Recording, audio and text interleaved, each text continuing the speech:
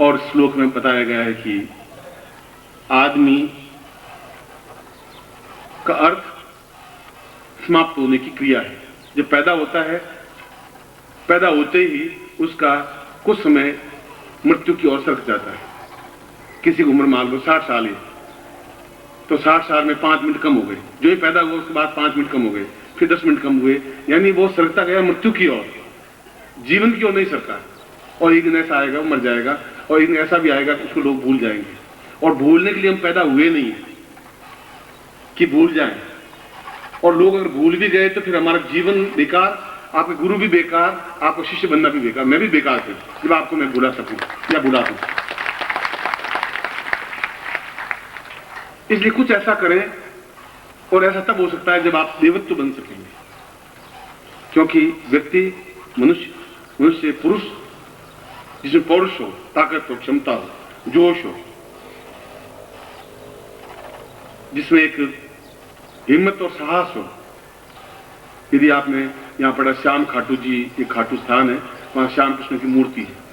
अखबार में पढ़ा हुआ, इन दोनों उत्सव चल रहा है, 2 लाख इकट्ठे हुए हैं। वो कृष्ण की मूर्ति है ही नहीं वहां, बब्रुवाहन की मूर्ति है। भीम का पुत्र घटोत्कच, उनका पुत्र बब्रुवाहन। और बब्रुवाहन ने, कृष्ण जानता था कि इससे जैसा वीर संसार में है ही नहीं। अर्जुन तो तिनके की तरह है, उड़ जाएगा क्षण में, और मुझे अर्जुन को विजय दिलानी है। अब कूटनीति मुझे क्या चलनी चाहिए? तो उन बब्रुवाहन को बुलाया। उन्होंने कहा तुम कैसे वीर हो? तुम वीर हो भी? उन्होंने मैं अभी आपको प्रमाण दे देता हूं।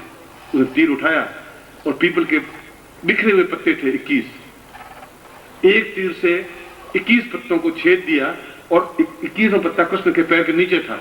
उसने कृष्ण पैर हटा दिए तो हमारा पैर भी छिद जाएगा, और इतने उड़ते हुए पत्तों को एक तीर से छेद दिया। उसने सोचा कि पांडव नहीं जीत सकते बब्रुवाहन के सामने, संभव ही नहीं, क्योंकि कौरव की तरफ। उनका कि या तो तुम शत्रु बन जाओ या तुम मुझसे वरदान मांगो, तुमसे एक काम करो। उनका आप जो भी चाहें, आप चाहें तो मैं अकेला आपको समाप्त कर सकता हूं सबको, इतनी ताकत मुझ में है। और आप अगर कुछ मांगे तो आप कृष्ण हैं, मैं जानता हूं आप क्या हैं, आप वरदान मांग लीजिए, जो कुछ मांगे आप मैं दूंगा। उनका मुझे तुम्हारा सिर चाहिए। इतनी सी बात निश्चित दे देता हूं, मगर मैं ये चाहता हूं कि इतनी ऊंचाई पर मेरे सिर रखे कि मैं महाभारत युद्ध को देख सकूं। बस इतना ही आपसे वापस चाहता हूं। और अपना सिर काट करके कृष्ण के हाथ में दे दिया। और कृष्ण ने कहा कि तुम एक दिन मेरा ही रूप बन करके इस संसार में पूजी जाओगे। राजस्थान में खाटू जगह है, वहां पर कृष्ण की मूर्ति है, और वह मूर्ति बब्रुवाहन की मूर्ति है, जिस कृष्ण के रूप में आज भी पूजा जाता है। और आज दिन भी वहां कम से कम 2.5-3 लाख लोग इकट्ठे हुए हैं। जिस वीरता का मनुष्य अपने आप में इतना वीर बन सकता है, ताकतवान बन सकता है, वृद्ध बनता ही नहीं आदमी। और वह इसलिए मैंने पौरुष कहा। 80 साल की जिंदगी में भी एक जवानी पौरुष, चाहे पुरुष हो चाहे स्त्री हो, पौरुषता आ सकती है, ताकत आ सकती है, क्षमता आ सकती है। और वह हो सकता है जब हम पुरुष से महापुरुष, महापुरुष से देवत्व बने। और देवत्व बनने की क्रिया मैं कहूं आप देवता नहीं बन पाएंगे। विश्वामित्र ने कहा देवता बन जाए, कृष्ण देवता नहीं बन पाए। क्यों नहीं बन सकते? जब हमारे अंदर, शरीर के अंदर अणु हैं, उन अणुओं को परिवर्तित किया जाएगा, तब देवत्व स्थापन हो पाएगा। और जब देवत्व स्थापन हो पाएगा तो साधना हो पाएगी। मनुष्य कर ही नहीं सकता, क्योंकि उसका मन उसके कंट्रोल में नहीं आ सकता। इतने ऊंचे आप योगी नहीं है, और योगियों के मन भी शांत नहीं है। योगी होने के बावजूद भी कोई जरूरी नहीं है कि मन शांत रहे, क्योंकि भर्तृहरि ने कहा है कि घास फूस पत्ते हवा पानी पी करके भी जो वशिष्ठ विश्वामित्र गर्भ गर्भवती बैठे हैं, उनका मन भी चंचल रहता है। तो गुरुदेव मेरा मन स्थिर कैसे हो पाएगा? आप मन को स्थिर करो, मैं कैसे करूंगा? उनके भी नहीं हो पा रहे जो घास फूस खाते हैं। मैं तो अन्न खाता हूं, दूध पीता हूं, घी खाता हूं, तो मेरा मन शांत कैसे होगा? इसलिए मन शांत हो पाएगा जब आपके अणु परिवर्तित हो पाएंगे। यदि आपने अखबार पढ़े होंगे तो अभी अमेरिका में भेड़ की पूर्ण अनुकृति, पूरी भेड़ बना दी नई, उन अणुओं को लेकर के। उस भेड़ में से अणु निकाला, उसको दूसरी जगह बीजारोपण किया, ठीक वैसी वैसी भेड़ बना दी। और पूरे संसार में तैल का है कि अगर वैसी वैसी भेड़ बनानी तो वैसा वैसा आदमी भी बना देगा। आपके अंदर से अणु निकाल के, फिर मालूम नहीं पड़ेगा कि ये पाटिल है, ये है कि 20 पाटिल सामने खड़े हो जाएंगे, पहचान नहीं पाएंगे असली पाटिल कौन, पत्नी भी नहीं पहचान पाएगी इनमें से असली है कौन 21 में से। इतनी क्रांति आ रही है, इतनी क्रांति इसलिए आएगी, हमने अणु को पहचानना प्रारंभ कर दिया है विज्ञान ने, और हम उससे पहले ही अणु को पहचान चुके थे। कणाद ने अणु की पूरी व्याख्या की है, कणाद ने और कुछ लिखा ही नहीं। उन्होंने कहा कि व्यक्ति देवत्व तब स्थापन कर सकता है, तब साधन सिद्धि प्राप्त कर सकता है जब उसके अणु परिवर्तित होंगे। और हमारे अणु अगर राक्षस में ज्यादा है तो हम राक्षस वृत्ति के होंगे, और हम हैं राक्षस वृत्ति। स्वीकार करना पड़ेगा। हम केवल आलोचना करते हैं, गालियां देते हैं, मन में वितृष्णा रखते हैं, झूठ बोलते हैं, दूसरों के प्रति ईर्ष्या रखते हैं। राक्षस वृत्ति है, देवत्व वृत्ति बहुत कम है, आती है मिट जाती है। स्थायी देवत्व वृत्ति तब बन पाएगी जब हमारे अणुओं में परिवर्तन होगा। यदि आपके अंदर हार्ट वापिस स्थापन करें या किडनी वापिस नई किडनी लगाएं तो आपके ब्लड टेस्ट नहीं होगा, ब्लड टेस्ट से कुछ नहीं होता है, ए ग्रुप है, बी ग्रुप है, वो तो देखा ही जाएगा। फिर उसके बाद मांस पिंड देखा जाएगा कि आपका मांस और जिसकी किडनी दे रहे हैं उसका मांस एक जैसा है कि नहीं। फिर उसके बाद में उसके मांस के अंदर के जो अणु हैं उनको मिलाएंगे कि ए या A2 या A3 या A4 या A5 अणु मिलेंगे तो किडनी आपके शरीर में या हार्ट आपके शरीर में समाहित हो पाएगा। अणु तक पहुंचना पड़ेगा।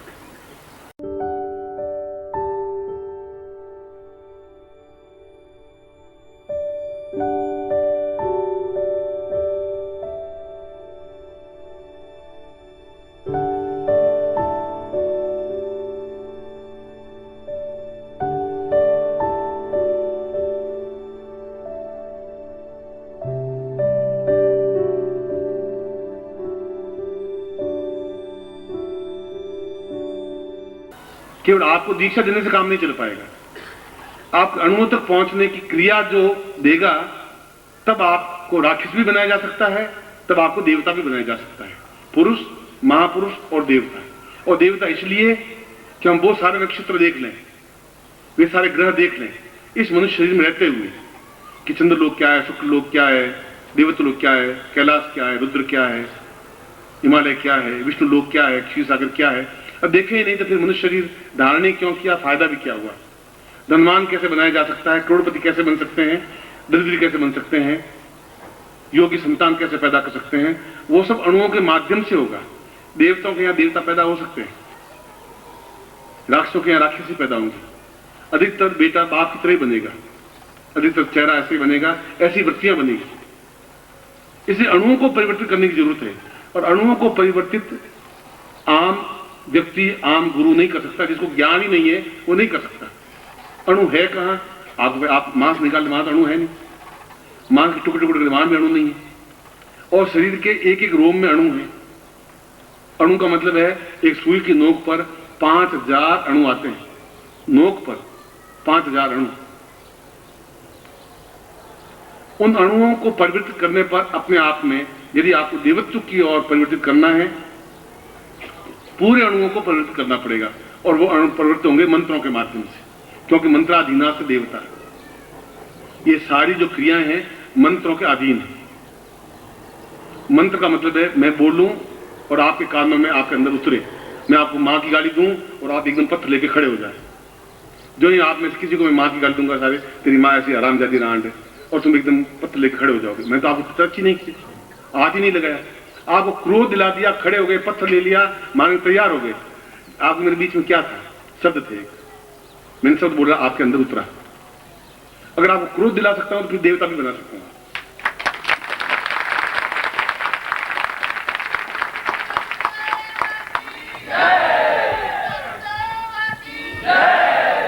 और क्रोध भी तब दिला सकते हैं आदमी, गुरु दिला सकता है, जब खुद गुरु क्रोधमय हो।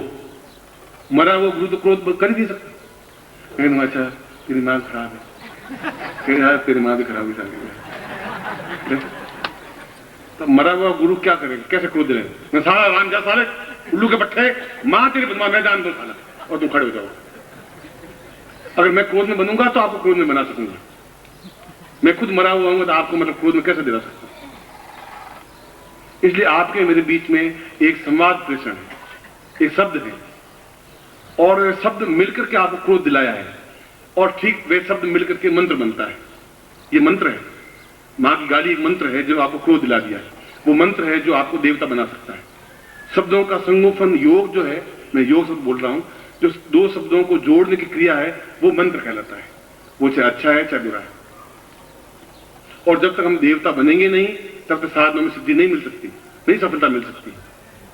इससे पहले हम अपवित्र पवित्र हुआ करते हैं, गंगा जल स्नान प्रयास और संकल्प करते हैं और एक हाथ में लेते हैं, ये सब बाहरी कर्म कांड तो करते हैं, तो अंदर कुछ परिवर्तन तो होता ही नहीं होता। तो आप जैसे साल भर पहले वैसे वापस आके खड़े हो जाते हैं, आपका दोष है नहीं।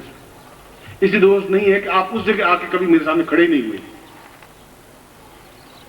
अब जब खड़े हुए कि भाई अब एमए पास लड़का हो गया है, अब इसको मैं डॉक्टरेट करवा सकता हूँ। पहली क्लास वाले तो डॉक्टरेट करवा भी नहीं सकता था, इतने घिसते 5-10 साल 8 साल।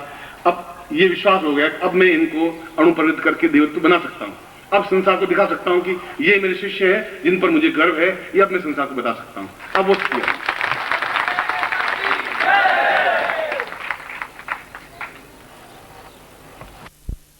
था।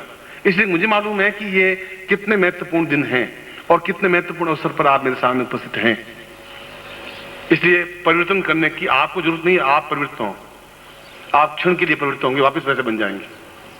मगर आपके अणुपरिवर्तित करने पर आपकी जो भी आप चाहेंगे, देवता जो भी चाहता है वो प्राप्त हो जाता है। देवता को कल्प वृक्ष के नीचे बैठे हुए व्यक्ति को जो चाहे वो मिल जाता है, क्योंकि कल्प वृक्ष अपने आप में देवतामय है।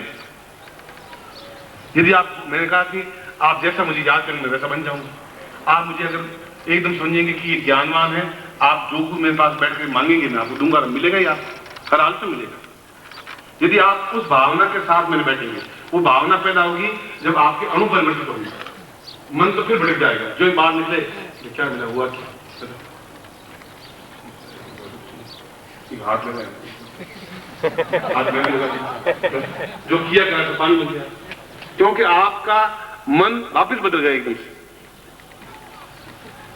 और मन बदलते ही जो कुछ किया वो सब बेकार हो गया। मगर अणु बदलने पर आपका मन बदल नहीं सकता। फिर आप चाहेंगे कि मैं चिर यौवनवान बनूं तो चिर यौवनवान बनेंगे, पुत्रवान बनूं या धनवान बनूं या लक्ष्मीवान बनूं। मैं भी चाहता हूं एक बार करोड़पति बने। देखें 1 करोड़ रुपए गिनने में क्या आनंद आता है वो भी देखें। आप देखें जंगल में जाके और जमीन को रेत पर लेट करके शानदार देखने मजा क्या है वो भी आप देखिए। 5 भूखे रह के देखें और सूंघ कर हलवा खाते देखें। सब जीवन का भोग आपके जीवन में होना चाहिए।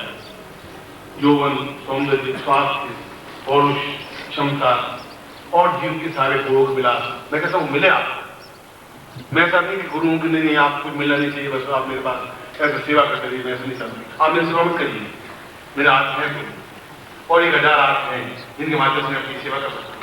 आप भरोसे में नहीं बैठे। कृष्ण को भी वाले लाठी लेकर के फौरन 5 बताएंगे, मैं फिर भी उनको श्रेय दिया। इसलिए मैं भी आपको श्रेय दे रहा हूँ कि आप मुझे हेल्प करें। आप क्या हेल्प करें? मैं क्योंकि मुझे आपको श्रेय देना है।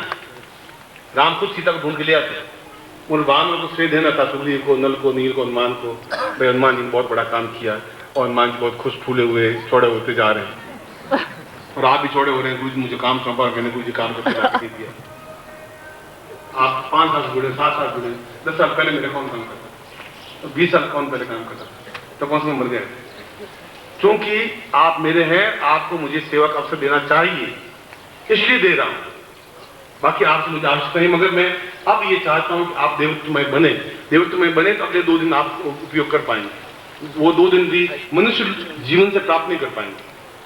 मानव शरीर केवल अस्थि चर्ममय देह, चमड़ी और मांस और हड्डियां, छोटी चीज कोई है ही नहीं। जिस प्रेमिका को हम बिना देखे एक क्षण रह नहीं सकते कि तुम्हारे बिना जीवन अंधेरा है, बिल्कुल गुप्त अंधेरा है, मैं मर जाऊंगा, सब कुछ है ही नहीं, और उसको चक्कू मार के हत्या कर दी, वो खून निकल गया और नाड़ी बाहर निकल गई, आप एक क्षण देखना नहीं चाहेंगे कि जलाओ इसको जल्दी से। क्या हो गया आपके आंख को? 1 मिनट पहले देख आप रह नहीं पाते और 1 मिनट बाद जलाने की क्रिया शुरू कर दी आप। इसलिए कि आप अणुओं से नहीं जुड़े हुए थे, शरीर से जुड़े हुए थे। सुंदर शरीर था इसलिए जुड़े थे। इसलिए शरीर अणु में ये अंतर है। अणु परिवर्तित होंगे तो फिर आप देवता बन पाएंगे। जब देवता बन पाएंगे तो फिर आप उनके समकक्ष बन पाएंगे, जहां कृष्ण है, जहां इंद्र है, जहां वरुण है, जहां यम है, जहां कुबेर है, जहां रुद्र है।